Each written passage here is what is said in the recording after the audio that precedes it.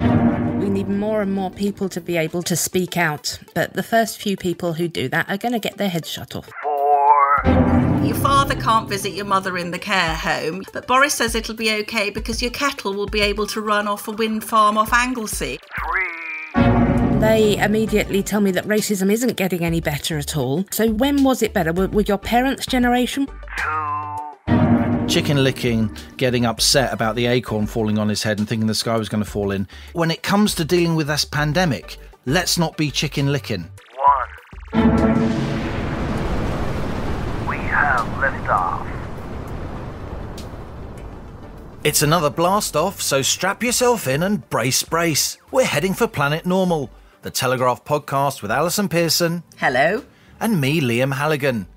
This was the week when, just as daily COVID cases seemed to be falling, with official warnings of a second peak looking silly, government boffins found another 16,000 cases down the back of the sofa. Now, we all know, whatever the government line, that anti-COVID restrictions mean it's tougher to see a doctor in person or get non-COVID hospital treatment. Customer service has collapsed, with many in the public and private sector using COVID as an excuse to let standards slip. But this was the week we also learnt that COVID's resulting not only in shorter prison sentences, oh yes, but also the downsizing of turkeys, with farmers breeding smaller birds ready for a rule of 6 Christmas. There's also been an explosion in the size of giant vegetables, as bored lockdown gardeners have really gone for it, posting their beauties online. One bloke in Nottingham grew a 27-foot beetroot. A novice gardener in Derbyshire nurtured a 3.5 stone cabbage. Some down-to-earth news, Allison. You see what I did there? A bit of light relief after another pretty depressing week. You've made that stuff up about the cabbage, haven't you? I Come haven't. on. It's true. It's true. It's a 3.5 stone cabbage. Even an Irishman of your proportions would be struggling with a 3.5 stone That's a cabbage, snack. mate. That's a snack. Right, here you go. Well, look, you doubt. Hang on. I know I'm not that- having that. I'm not having that, Pearson. You doubt me. Right. Dominic Driscoll from Wingerworth, Derbyshire, grew a 22-kilogram cabbage in his allotment during lockdown. I've done my maths. That's 3.4 stone. Rounded up, 3.5 stone. I think that's coming close to what Boris Johnson has shed from his adipose tissue. It's quite hard to believe this week, isn't it? Because it kicked off with an SNP MP called Margaret Ferrier, who, having roundly called for Dominic Cummings's resignation, do you remember when he made his infamous trip to Barnard Castle to get the eye test? And Margaret was very splenetic about that, but she beat Dominic Cummings because she had a positive COVID test. And she went on a train to Westminster. Presumably they should all be in lockdown, shouldn't they, all the MPs? Blimey. And then she got on a train after she'd had the confirmation she had COVID back to Scotland. So Nicola Sturgeon referred to her accidentally as COVID Margaret, which I thought was a good match for Typhoid Mary, isn't it really? And the Speaker, Lindsay Hoyle of the Commons, gave her a right, well, the word begins with B and ends in ing. So, yeah, I mean, another B ending in ing, I think this week should be going to Mr. Matt Hancock. Not only did we have this remarkable spectacle of as you said, the 16,000 cases which got lost down the sofa, and Matt, being Matt, always tries to present this as though it's really rather good news, because they've now tracked down 51% of the missing cases. So it's only another 49% are missing. But I mean, I think probably the worst thing of the week for me was Matt Hancock really warning cancer patients that they couldn't expect to have treatment if we didn't drive the number of COVID cases down. Imagine, I mean, I don't even have to imagine, because my father's in this situation, who's 82. Imagine being a cancer patient and you're worried about whether or not you're going to get your treatment, and you've got the health secretary saying your potentially life-saving treatment may be taken away contingent on what other people are doing across the country. That's quite cruel.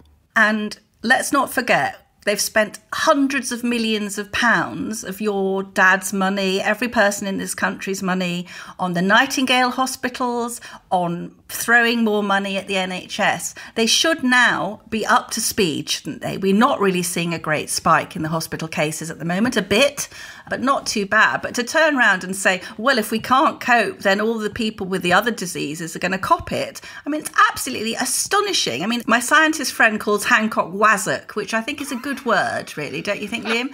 So, you know what? There is a feature to be done on Planet Normal, sort of slang insults from the 70s and 80s, yes, right? Absolutely. Wazzock is up there. But we've also got, so let's have a look at this now. All right, I know I'm always boring you with my tedious facts, but there was one day where we did have a spike in cases, COVID cases, 11,944 cases. And as we learnt from the wonderful Ivor Cummings last week, a case doesn't really mean people are ill. It's just a positive test that they've got from one of their super sensitive PCR tests. And on that same day, there were 470 hospital admissions, again, a bit higher, but there should be nothing to worry about if the NHS is functioning properly as it's had time to do.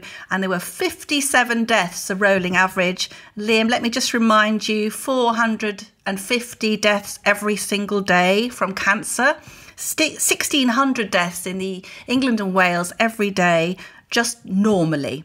So that's 57 out of 1,600, and you're the maths person, but that's quite a small number. And it's COVID has consistently now been 2.2% of all deaths in our country. And what are we doing to all the other people? And that's why I really lost my rag in my column this week. You properly went into one. Well... No, rightly so. Well, we are getting, aren't we, on Planet Normal? So many emails. It's unbelievable. So many heartbreaking emails from people unable to see. We read out last week, got very upset. Robert's email about being unable to go into the care home to see his childhood sweetheart, now 83, Josephine. And I hesitate to say Robert was one of many because it lessens the value of what he wrote to us. But his email, literally, we could have read out dozens of emails just like Robert's. That's the point. Yes. And Boris was said to Andrew Marr on Sunday, well, actually, yes, this is all very well, but I've got to save lives. And you're thinking, whose lives are you saving? I mean, I'm not going to be heartless because, like you, I've got a very beloved parent in her 80s. But the reality is, Liam, is that the average age of deaths from COVID pretty much maps on to the average age of deaths, which is completely normal in this country, which I think is about 81 for a man and 84 for a woman. And many, many, many, many COVID deaths, they are, on the pathologist's report, if there is one, they are comorbidities. So what we're seeing is the people dying from, of, or with COVID, their unfortunate deaths, tragic, of course, for the families concerned and their loved ones, are almost entirely among people who are the age of our mortality anyway, with other conditions. That's not to demean those deaths. No. What it is to do is to question seriously and without feeling intimidated the whole basis, the whole premise of locking down the whole of the population with all the massive economic, social, societal, psychological implications that has. Boris actually was on very good form. It was his best performance in this speech. I agree. And you said that in the column, and I think that was right. Yeah, he was just speaking very well. A lot of his old flourishes were in, joking about himself, my friends, I was too fat, and saying he was now less fat so he could search for the hero inside yourself. And you think, how we long, Liam, for Boris to search for the hero inside himself? Because one of the things that really struck me about this rather good speech was that it seemed to be based entirely on the future, this long-term future of when we're going to have this marvellous green energy and all young people are going to be able to buy a house with a 95% mortgage. I was thinking, people around the country, can you imagine? Your father can't visit your mother in the care home, your child's locked in a room at university, your husband's facing losing his job, but Boris says it'll be okay because your kettle will be able to run off a wind farm off Anglesey in 10 years' time. I mean, correct me if I'm wrong, but that didn't seem to me to be actually tackling the problem that was in front of us. I've called for Boris Johnson to lay out a long-term vision for the UK. they actually nicked from one of my columns the whole idea of a new Jerusalem, which is fair enough. Yeah. But what I would say is I did feel that parts of that speech, even though it was a better speech from him, even though he looked better health-wise and psychologically, he seemed to have a little bit of his intellectual mojo back. I did feel that some parts of that speech somewhat jarred with what we're hearing from our listeners, fellow citizens of Planet Normal, and what we're saying on this podcast. Because I think in the last 2 or 3 weeks, there has been a real sea change of opinion. Absolutely. And I think what we've been doing on Planet Normal has reflected that. We've had Shanetta Gupta, we've had Ivor Cummings. The response to those two guests has been absolutely enormous. And let's not be in any doubt now, you know, there is real pushback. MPs are revolting over a 10 p.m. curfew. People in pubs are wielding statistics. I heard it last night in my local. Just 26% of COVID patients are on ventilators after going into hospital with COVID during September, compared to 76 at the height of the pandemic. The punters are managing clearly to distinguish between cases, which are back where they were at the height of the pandemic on some days, and hospitalisations and deaths, which, as you've pointed out relentlessly with your Velma specs on, are on the floor, are extremely low, and are just in keeping with normal death rates across the board for this time of year from respiratory diseases. And I don't think Boris has really got hold of that. And now you've got Shanetta Gupta, haven't you, who is absolutely at the centre. You know, how nervous was she when she came on Planet Normal? You interviewed her. You could hear it in her voice. She's not used to being some kind of street fighting campaigner. She's an extremely distinguished professor at Oxford.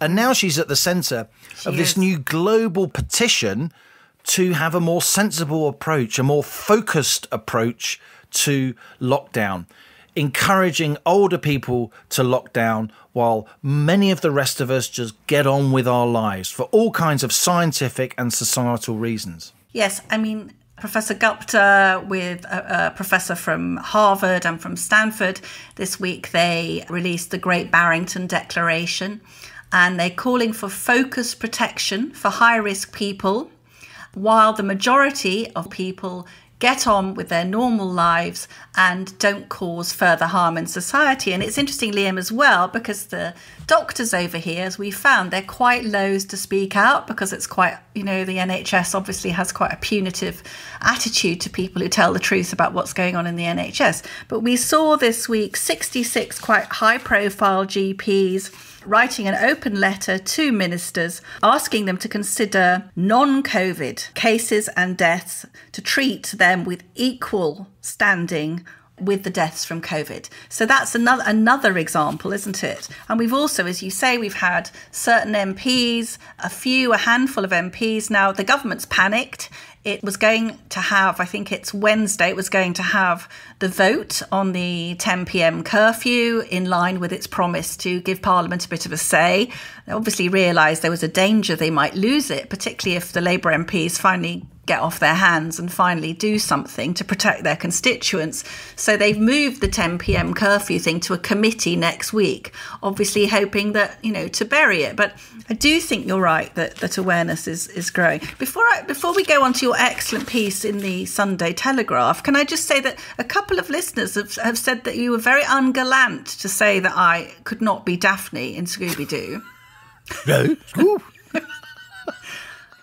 Now we're getting down to the brass tacks, aren't we? Now we're getting down to what really matters. We're in the middle of discussing this worldwide pandemic, you know, massive societal and health implications. And all you care about is which cartoon character you're compared to, because one of them is quite foxy and the other one's, you know, not so foxy and wears an orange roll neck and specs.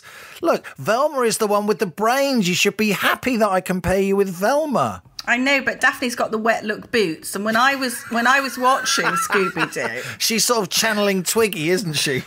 She very much is. And when I was watching Scooby-Doo, I was a little girl in South Wales with terrible specs, because all specs in those days. Now the kids have got really kind of lovely specs, haven't they? But mine were like sort of mini Dame Edna jobs with flying buttresses off the edge, you know. And you got called, you were Four Eyes forever. So I basically, for most of my growing up, I wandered around in the kind kind of myopic blur because I was much too embarrassed to wear the specs. So you're tapping your raw nerve, Halligan. You think I don't know that? You think I don't know that? Let's get back to your really good piece in the Sunday Telegraph, which not only did I read it, I looked at You even understood some of it. I understood some of it, and I looked at the graphs. I mean, that's going some. But you were talking about an interesting speech by Andy Haldane, the Bank of England's chief economist. You obviously rather admire him. And he was railing slightly against the pessimists and saying that encouraging news about the present shouldn't be drowned out by fears for the future. Now is not the time for the economics of Chicken Licking, who of course was the children's book character who had an acorn fall on his head and went around terrifying all the other animals by saying the sky's falling. And your pessimism, or let's put that better, your realism, Liam. I was really impressed this week to see a leaked report that Therese Coffey at the Department of Work and Pensions, a couple of cheers for Therese, actually, who seems to actually have been doing the job. Thoughtful politician. Clever woman, a chemistry she's PhD. Welfare Secretary, which is a big job, but yes, she's a thoughtful politician. But she's coordinated getting all the money to all these people on furlough, and well done to her for not losing that down the back of the sofa. Apparently her department is preparing for 4 million unemployed by Christmas, which is what you have said all along. Yeah, I've been saying that since May and June and been derided by my fellow economists. But can you tell me about this chicken licking? Do you think Andy Haldane's got a point? That are we being too pessimistic? Okay, so Andy Haldane is a very thoughtful guy. He's not your average sort of Whitehall public sector economist, but he is chief economist of the Bank of England, and he writes very interesting, thoughtful speeches that sometimes I think the Bank of England's press department hasn't actually read.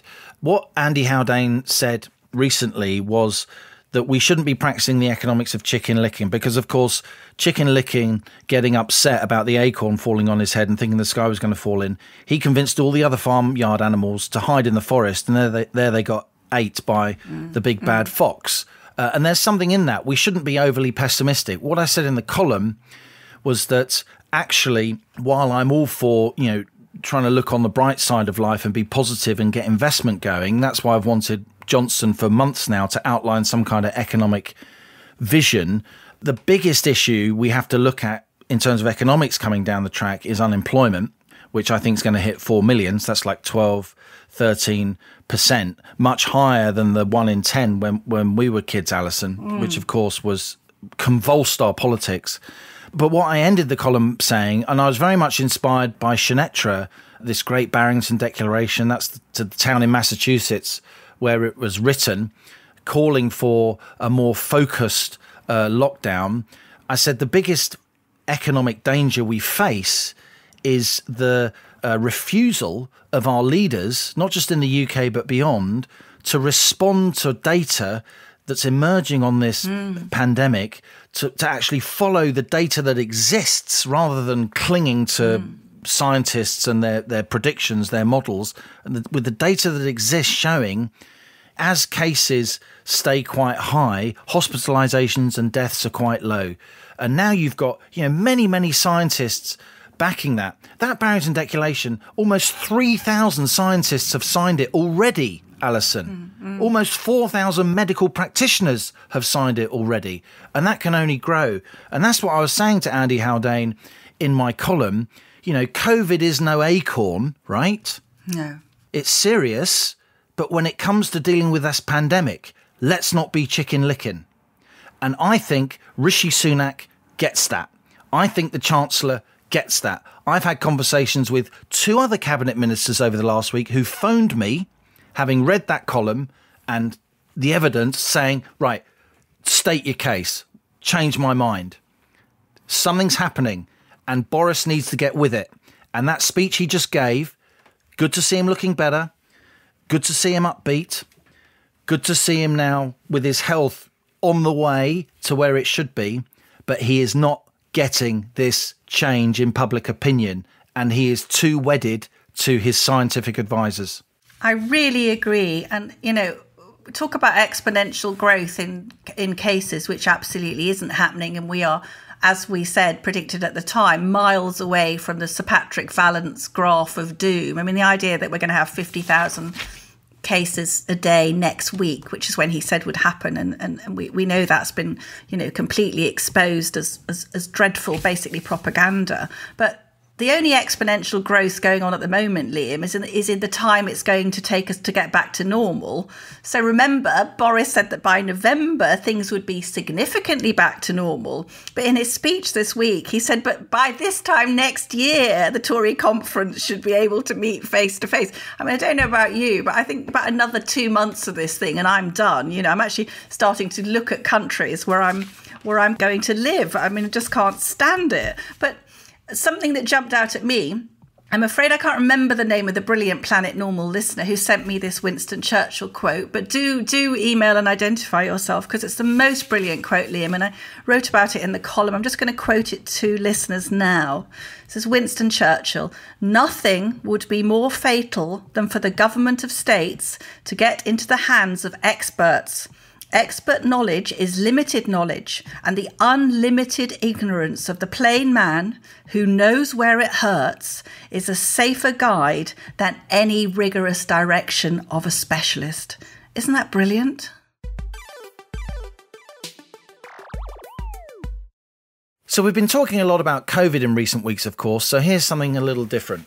We hear a lot about identity politics. That's a bit like what we used to call political correctness.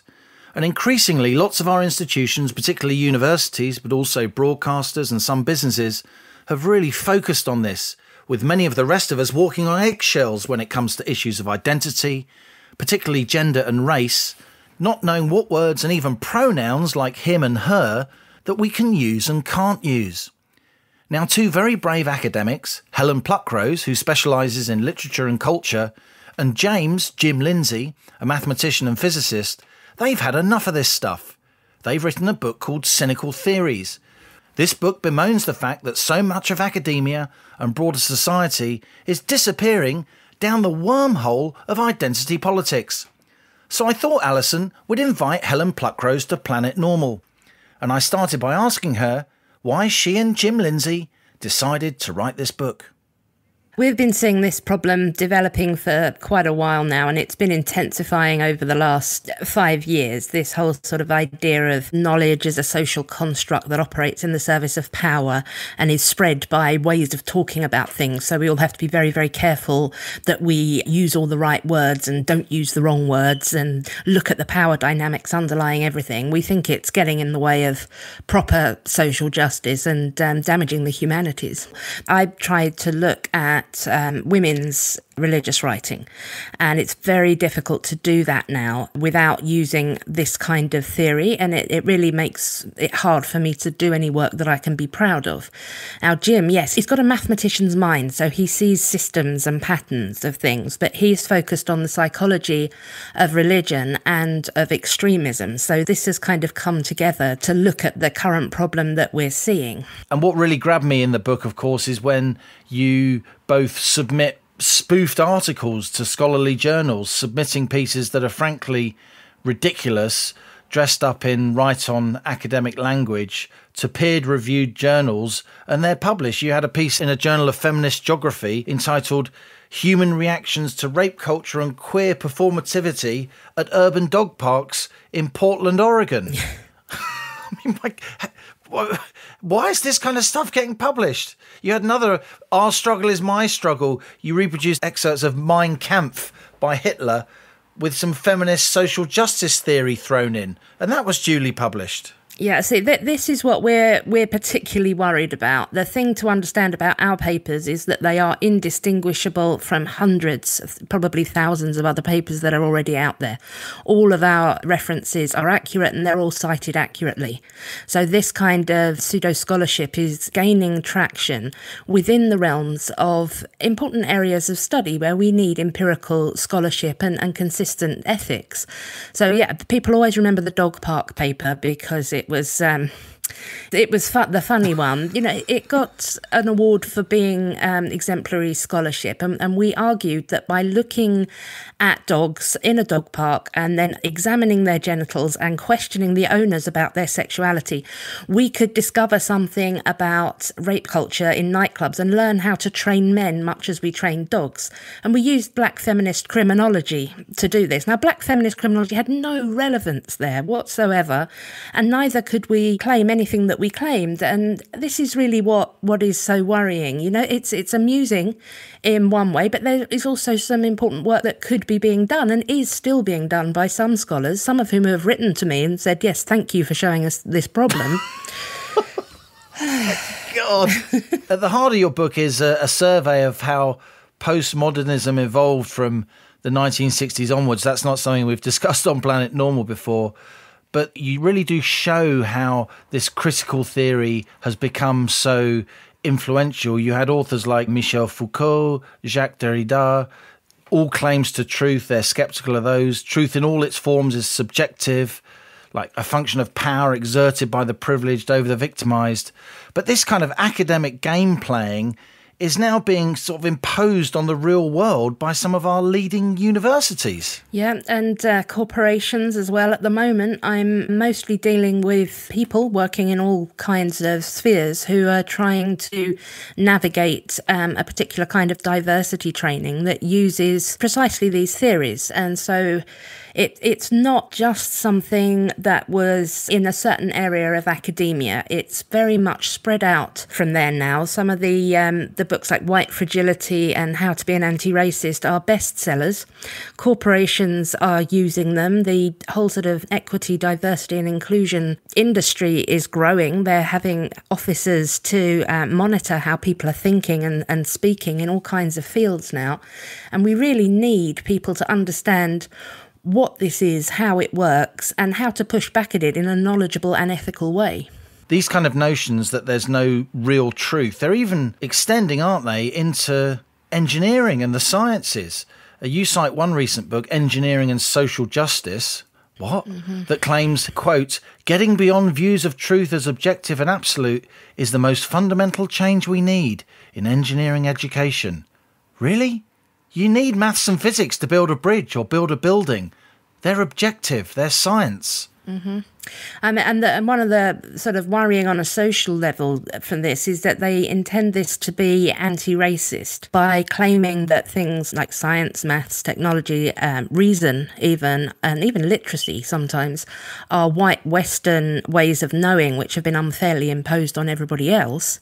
It's essentially saying that these rigorous disciplines, which are universal, which are in search of objective truth, aren't for women or people of colour. And that's really not a good aim for social justice.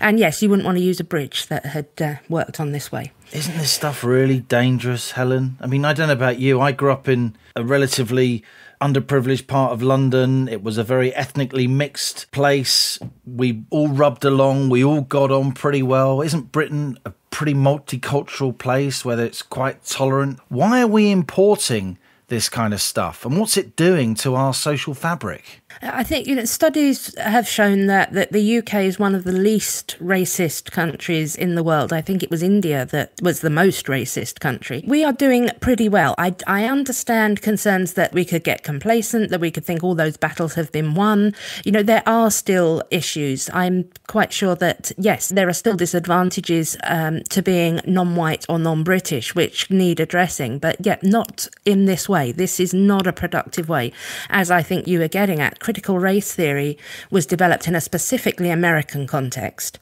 and it doesn't really translate very well across the Atlantic. We can have some scholarship, obviously, into the history of the UK, the Windrush generation, post-colonial aftermath. Rigorous scholarship can be done into this, but by trying just to impose a framework that comes from America's history of having two racial classes in a subordinated and dominant position, and then trying to put it on top of the UK, which has a different history, is just extremely messy.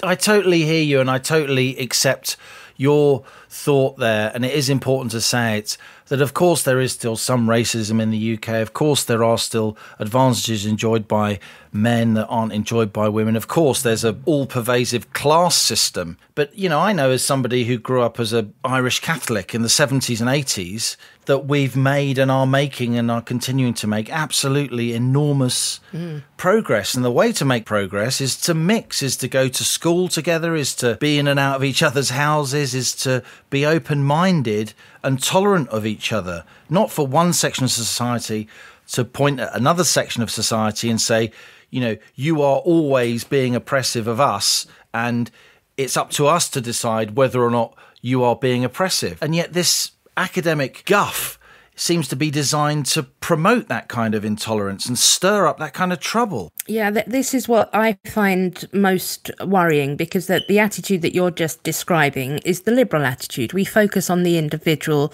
and we focus on the universal. So we care who people are as people and not what they look like. We recognise everybody as part of the shared human race. Now, we haven't perfectly achieved that, but this is the aim, and great strides have been being made towards that. It is now somebody who says something racist is generally regarded as both stupid and unethical. We've got a dominant narrative, if we're going to talk about discourses now, that racism is just wrong.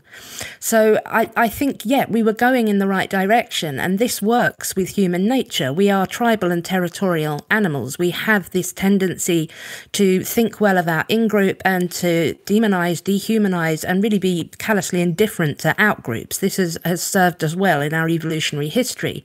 So liberalism, which expands our in-group as far as possible, has worked very well for multiculturalism, for social cohesion. But when we get this kind of identity politics where we have to consider women and men as classes in conflict, black people and white people, gay and straight people, cis and trans people, then we're really activating the worst of our nature, where we're going to try and defend ourselves by saying that we are the good people. We're going to see ourselves as opposed to the opposite group. It's certainly not going to help racial equality.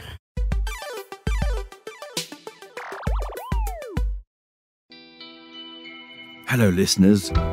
I'm Christopher Hope, interrupting your podcast listening to tell you about another show I know you'll enjoy. It's called The Trump Card, and it's a 3-part series with a man who understands President Trump better than most, his friend Nigel Farage. Wow, what a job he did, Mr. Nigel Farage. Thank you very much indeed.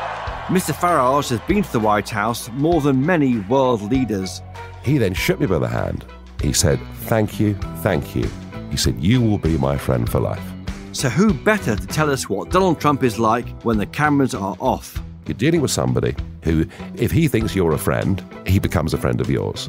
And as another unpredictable election draws near, what's his Trump card? Search The Trump Card wherever you're listening to this podcast, or go to telegraph.co.uk/Trump card.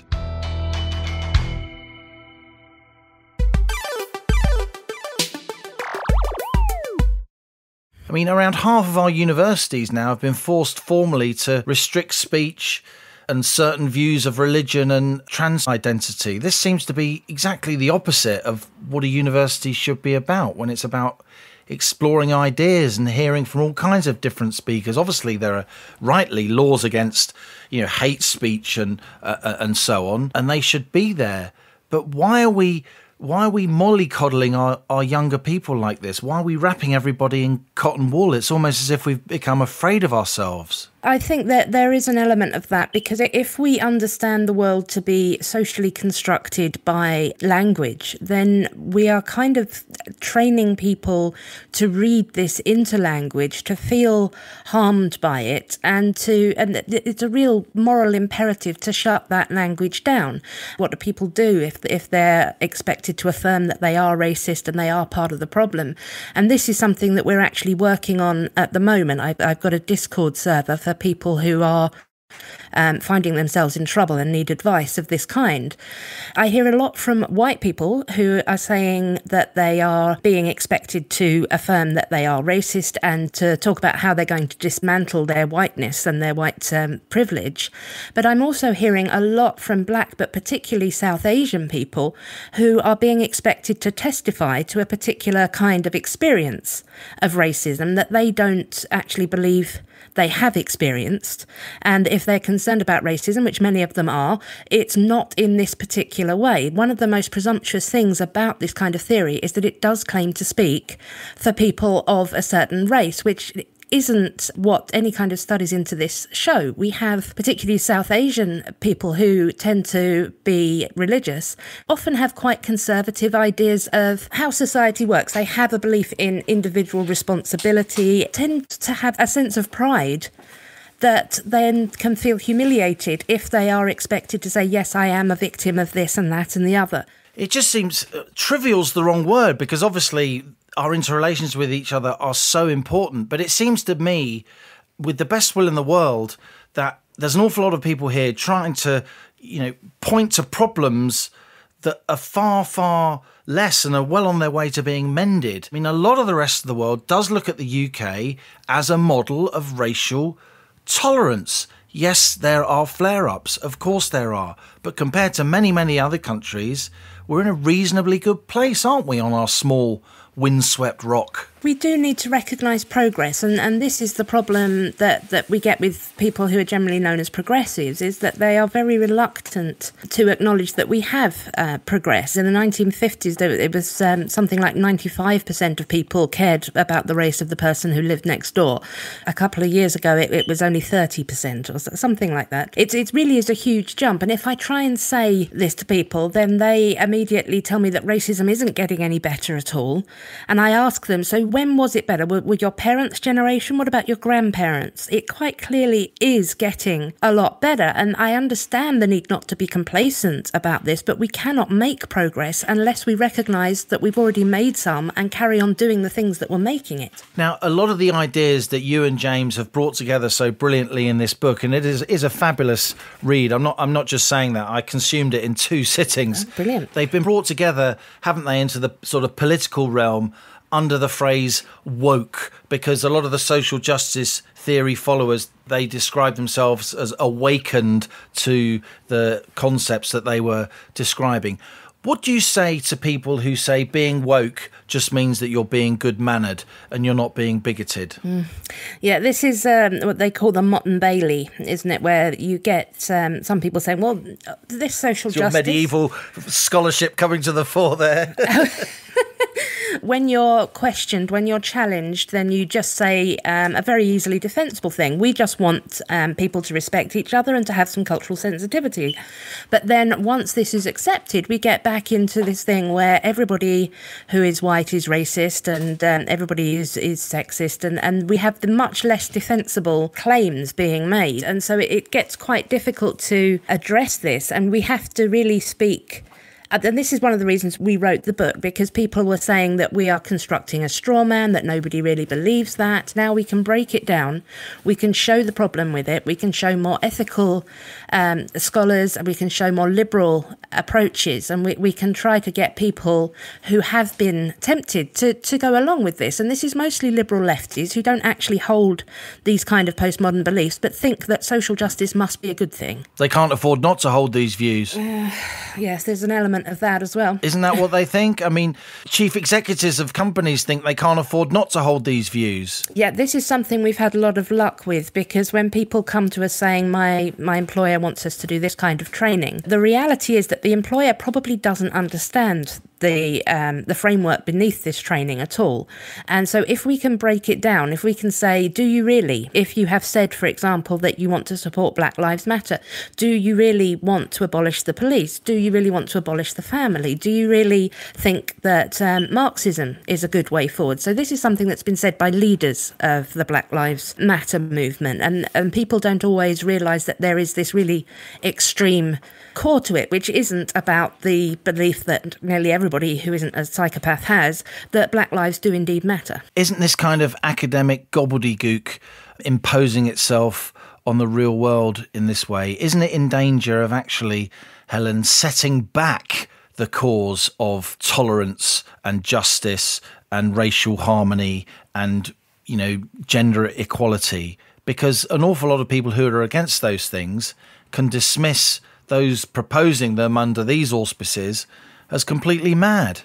That is one of the biggest worries of this. I mean, yesterday I spent the day being accused of being ultra woke by conservatives, because we've got into this kind of polarised position now where either you believe this or you want to react against this. So people are feeling pushed into having to take a stance of either everything is racist or nothing is racist, that we're either in favour of social justice or opposed to it. So I think there's a danger of a reaction that's going to be much less tolerant.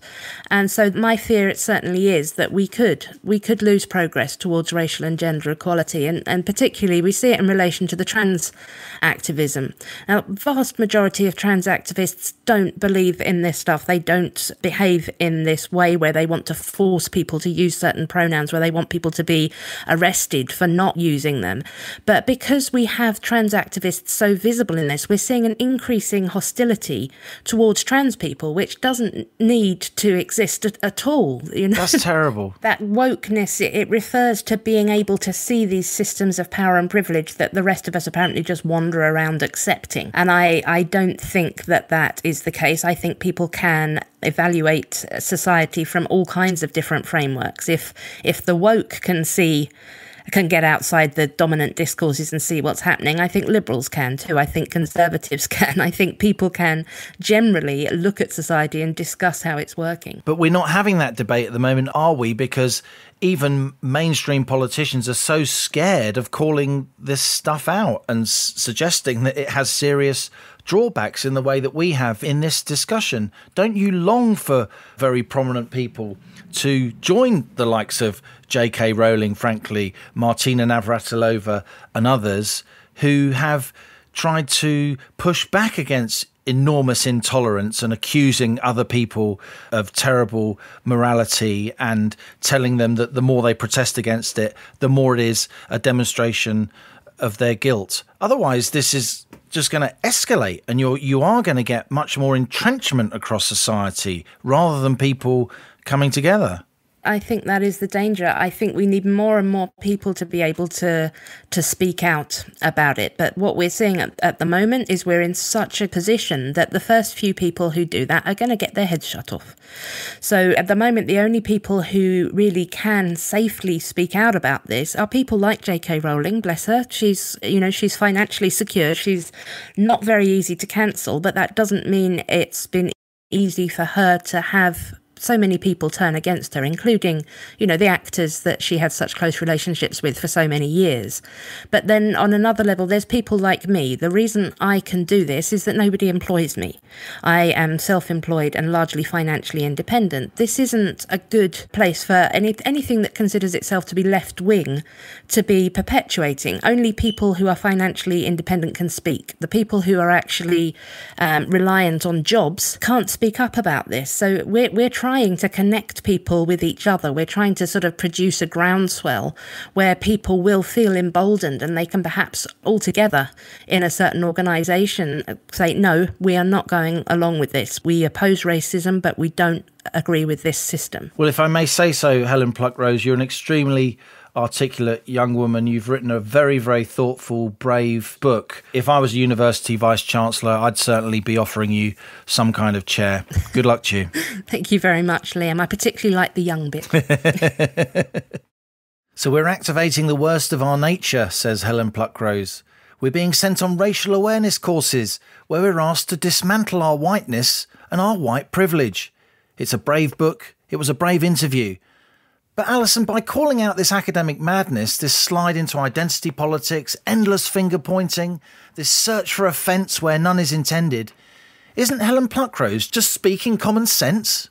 Well, I loved that interview, Liam. I'm so glad you invited her to Planet Normal. I mean, I learnt so much, and also she makes you think afresh, doesn't she?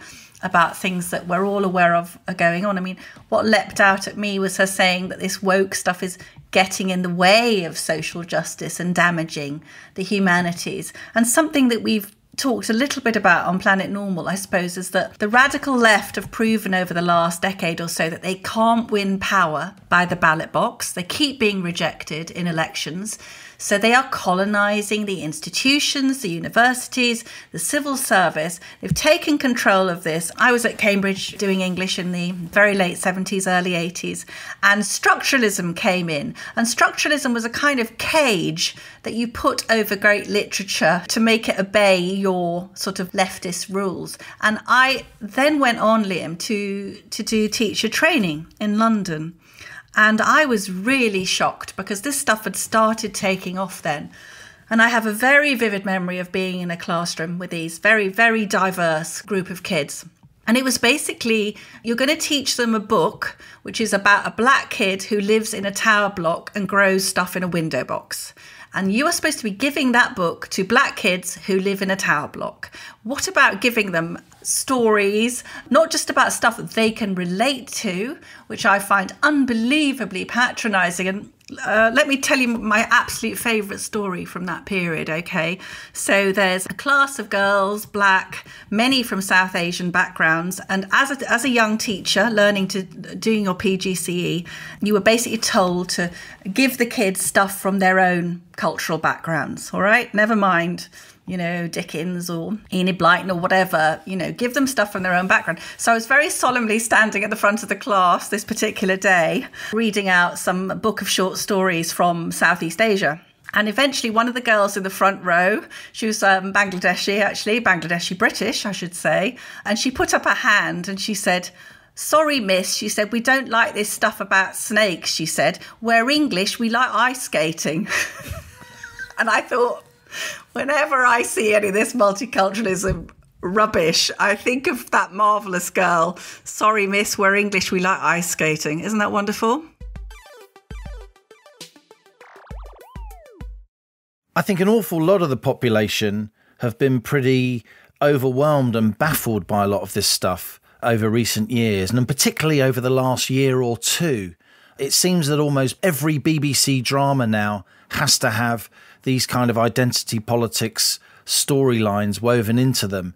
Even, classical literature that's dramatised on the television has these kind of modern social mores, as if the stories in their own right don't stand up, as if representing lifestyles and human behaviour from other centuries is unacceptable. I find that really, really concerning. I also, as somebody who grew up in a very multicultural, multiracial background, and in some senses was from an ethnic minority myself, as an Irish Catholic, as I said in the interview, there are still problems. Of course there are, but the progress we've made over recent years is absolutely enormous. It's not to be complacent, but as Helen Pluckrose says, if we don't recognise progress, then we can't make more progress. And I would say, Allison, that far worse in this country than racial and gender discrimination is still class discrimination. I think it's far worse, and it's far more insidious, and it impacts a lot more people. And yet it's as if we all think that Britain is a classless society. In no way is Britain a classless society. And I would say that in recent years, while there have been tremendous advances by the Asian community, black Brits, I celebrate all that, absolutely, from the bottom of my heart. I would say that social mobility based on class has gone backwards, and it's particularly gone backwards in our industry, in the media. There's no way that me, who got the jobs that I got in the media back in the 90s and the early 2000s, would get those jobs now. No way. A world without Halligan telling us what to think, that's a very, very sad prospect, isn't it? Just to confirm what you've just said, so there's a piece of research out this week which showed that, surprise, surprise, the most educationally disadvantaged children are white working class boys. And if you ask me, Liam, this unconscious bias training that Helen was just telling us about, well, unconscious bias training should be at the BBC, the universities, the civil service and the SAGE Scientific Committee for their bias against people from our planet. I think that's exactly right. And more of this stuff now is going into the realm of business and ordinary workplaces. I mean, how are you meant to feel if you are an ordinary person who's told that they're racist, but they don't know it? People are being accused of this stuff by others who know nothing of their background, who know nothing of their thoughts and feelings. And I think it's about time, I'll be accused of being ignorant for saying this, but I think it's about time, as somebody who spent a lot of time at universities, and I'm involved with the management of various universities now, I think it's about time that the universities pushed back and frankly grew a pair, to use some industrial language, and said to students who want to cancel people, no, you're not doing that. Hate crime, racial hatred, if you're inciting that, of course. We don't want extremist people provoking terrorism on university campuses. But it's the whole point of a university to go and listen to people whose views make you feel a little bit uncomfortable. There is no progress in intellectual pursuits without a bit of discomfort. And we have to relearn those lessons, because we lose so much if we continue to mollycoddle our young people to feel that there's no way that they can possibly be in the same room with people they disagree with. No, absolutely. And did you see this week that Sainsbury's was tweeting about Black History Month and basically saying we proudly represent our diverse society, and anyone who doesn't want to shop with an inclusive retailer is welcome to shop elsewhere. And you thought, get over yourselves. You're overpriced, fat and sugar selling supermarket. Where do you get off flaunting your woke credentials with normal shoppers who come into you to buy their groceries? But it's everywhere. I mean, will Keir Starmer ever recover from that taking a knee next to Angela Rayner in the House of Commons? I mean, show that to the Red Wall come the next election and you'll think, what's the leader of the opposition doing, bowing down before an organisation which wants to ban the police? So let's have some reader emails. So many of you are emailing us at planetnormal@telegraph.co.uk. Do keep them coming. Liam and I absolutely love them, and we do reply personally to as many as we can. And we usually try and feature half a dozen or so in our Planet Normal column, which appears in the Telegraph online every Monday. Your emails are our rather precious connection with you, our fellow citizens of Planet Normal, and we do really, really appreciate them. So here's one that caught my eye this week. This is from Bob. We might have saved the NHS for the benefit of those who work for it, but we haven't saved it for the patients who pay for it. My 92-year-old mother was halfway through a course of 6 weekly treatments to save her eyesight when she was locked into her home and not permitted to go to hospital anymore. 9 months after her last visit, it is impossible to speak to anyone to discuss how to proceed. Can her course continue? Will she have to start again? What effect will this discontinuation have? No one can or will respond. Plenty of promises, but that's it. It's quite disgraceful. Agree with you, Bob. This is from Neil. I'm beyond confused. I've just been to the pub where I have to wear a mask while standing, but not while sitting. I hadn't realised COVID got you in the upright position. Keep up the good work on Planet Normal. And here's Hillary. I know you like hearing about daft lockdown restrictions, but I can't match the lady in Wales who couldn't go on to her holiday home, but could drive past it on the way to a different one that she'd rented. In Scotland, we have the rule of 6, but with the tartan tweak that the 6 can only be from a maximum of 2 households. So 3 of us from different households decided to go for a socially distanced walk in the countryside. Crazy lawbreakers that we are. As we walked up a road alongside our local golf course, we realised had we been walking on the other side of the wall, pausing occasionally to hit a wee white ball, that would be perfectly legal, as restrictions on golf are different. Hillary gives her address only as somewhere in Scotland, brackets, just in case the wee Nicola sends the boys round. Oh, watch out for that wee Nicola. This is from Elizabeth along a similar line. We've just had the rules of restarting badminton in our village hall. Apart from being told to speak quietly and keep 2 metres apart, we are allowed to take off our masks to play and to drink our coffee. Gee, thanks. We have to keep the windows and the doors open, so we will no doubt freeze to death long before the dreaded COVID strikes.